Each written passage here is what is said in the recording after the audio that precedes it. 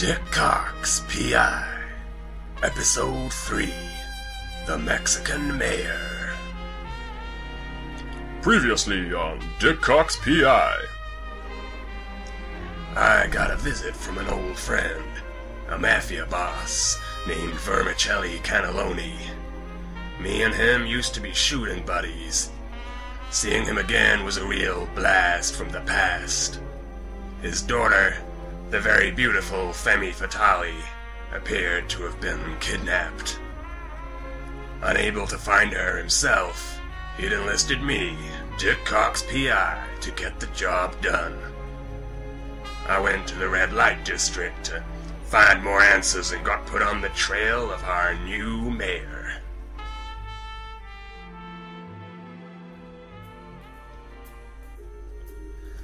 I was pressed for time, so I took the Typicalopolis subway. The subway always reminded me of my sex life. Old, dirty, and without much tunnel coverage.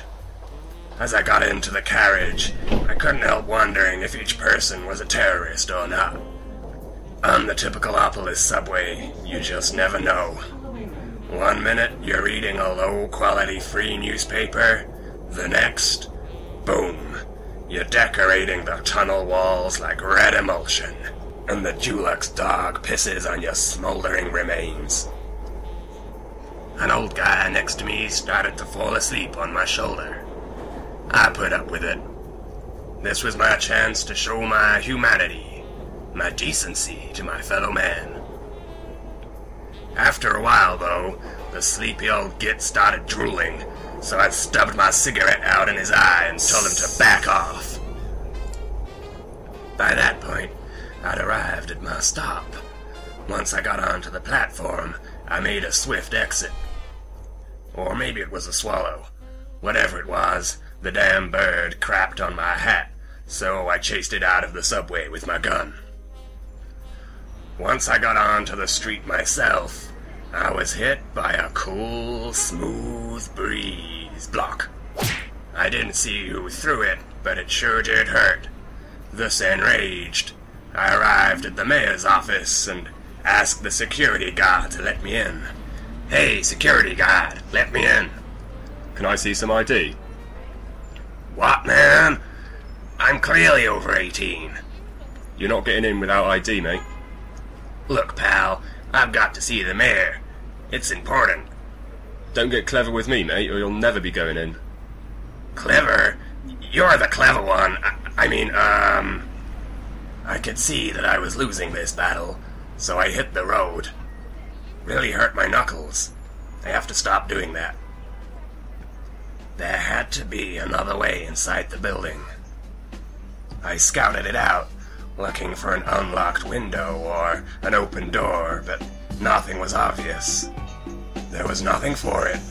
It was time to climb some drain pipes. The first time, I fell straight back on my face and got a mouthful of gravel. I gritted my teeth and tried again. The second time, I fell again, and my wallet fell out of my pocket and away into the sewer grill at the bottom. It was money down the drain. Starting to think that my plan of climbing in was just a pipe dream, I gave up and lit a joint. It was a pork joint, if I remember. There really is something about a smoked sausage. After that, I lit up some actual weed to calm my nerves. Turned out the smoke from my spliff set off the fire alarm in the building, causing everyone to leave. It was pot luck, I suppose. I took the opportunity to run inside and dash up the stairs.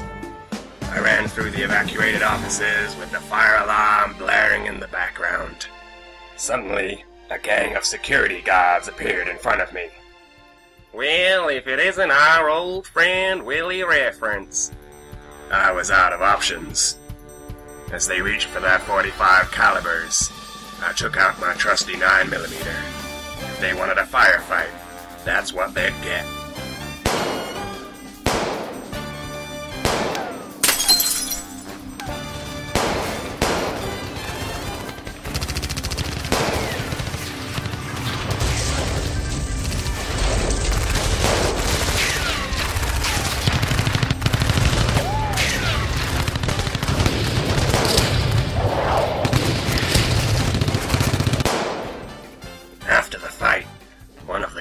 guards lay wounded on the floor.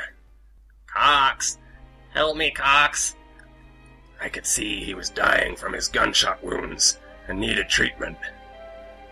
I've always believed in treating like with like, so on that homeopathic principle, I shot him again a few times. It didn't seem to help. By the time I got to the mayor's office, he was already long gone. I walked out through the crowds of office workers coming back in after the fire alarm and set off to search for the mayor. Just then, the sky over Tepicalopolis started raining cats and dogs.